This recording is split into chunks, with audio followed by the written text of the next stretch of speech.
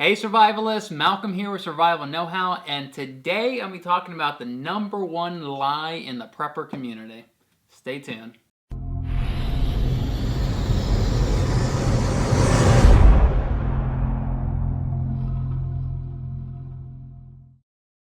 So time after time, I'm constantly hearing the same lie over and over and over again inside this prepper community, and I think it has some real detrimental effects, right? I think that it kind of discredits us as a community. It kind of intimidates people.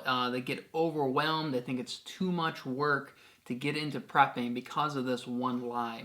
All right, and so what is that one lie? That one lie is that you should be prepping for the end of the world. So let's be honest, I think a lot of people do have this romantic vision of the world falling apart and them being the last lone survivor because they were prepared. But realistically, I don't think that's what you should be preparing for when you're first getting into prepping. And even if you've been into prepping for a long time, that's not what you should be shooting for. So let's do a quick thought experiment here. In your mind, what is the probability, what is the chances of a completely apocalyptic scenario happening that America gets nuked to hell and you have to fight to survive and all you have is your rations and your guns?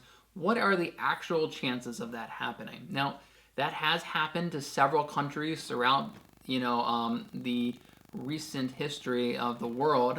It's definitely happened if you go back 1,000 years ago of invading armies, decimating areas. But if you had to quantify it, what do you think the actual chances of that happening are? I would say 0.0001% chance of that actually happening in your particular lifetime in your country, regardless of what country you're living in. It's very, very slim to none. It doesn't happen very often on a global scale. On the flip side, what are the chances that at some point this year you are going to lose your power? All right? You're not going to have any power in your house.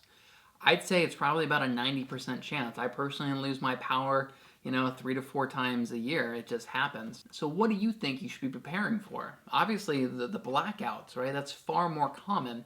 And let's kind of take that a little deeper, right? If a 90% chance that you're going to lose your power, what percentage chance are you going to lose your power for 24 hours, right? This does happen. We get bad storms here in America all the time. Let's say you have a 10% chance that you are going to lose, you're going to have a bad hurricane or something, you're going to lose power for at least 24 hours. Okay, so you have a 10% chance of that happening, so you should also prepare for that. What are the chances of you losing power for an entire week? Now this happens all the time. Here in America, you have a bad earthquake, you have a bad tornado, you have a bad hurricane, a bad blizzard, the power lines go out, they can't get repaired for quite a long time. I'd say maybe a 5% chance. You take any given American, you have about a 5% chance that you may lose power for an entire week. So what do you think the chances are of you losing power for an entire month? Right? It does happen. It's rare, but it does happen here in America. Hurricane Sandy is the one that comes to mind. It hit New York City. Many of those people were without power for several weeks. Hurricane season especially is what comes to mind. But again, there's bad tornadoes, bad blizzards. So losing power for an entire month, it does happen every single year. That happens to Americans. All right, so now that we kind of have these rough estimates, again, what do you think you should be preparing for? The end of the world as you know it, or something far more likely to happen, like losing power for a day, for 24 hours, for a week, for a month? And in my opinion, that is where you should start with prepping. I think that's much less intimidating for people to approach it from that perspective. And it's much easier to get into it. So if you're just getting into prepping, I would say start with a blackout bag. All your basic needs that you need if you had to go without power for, let's say, 24 hours, right? So you have flashlights, candles, a couple bottles of water, some freeze-dried food or some canned food, some source of heat. That's a basic blackout bag. And then you slowly build on that. Okay, what if you went without power for an entire week, which does happen here in America every now and then. And you add rations to that, you add some supplies. Then you say, okay, for an entire month, I want enough supplies for an entire month. Then 3 months, I want enough supplies for 3 months. Once you're at that point, once you've reached that point where you have enough rations to survive for 3 months, then you can start looking into long-term sustainability.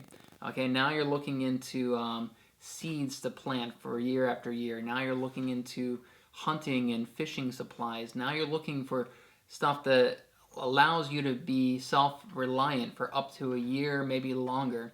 But don't start with that. Don't start by buying a hunting rifle and a bow and arrow and everything else if you don't have the fundamentals covered. If you don't have the fundamentals to ride out a 24-hour blackout, then you shouldn't be buying a hunting rifle and bags and bags of rice and seeds that you can plant and all this other zombie apocalypse stuff if you don't have your fundamentals. Alright guys, time for the question of the day.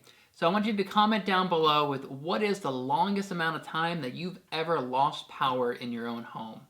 Think about it and leave it down in the comment section below. As always, I'd love to hear your opinion on this topic. Make sure you leave it down in the comments below, and I'll see you guys in the next video.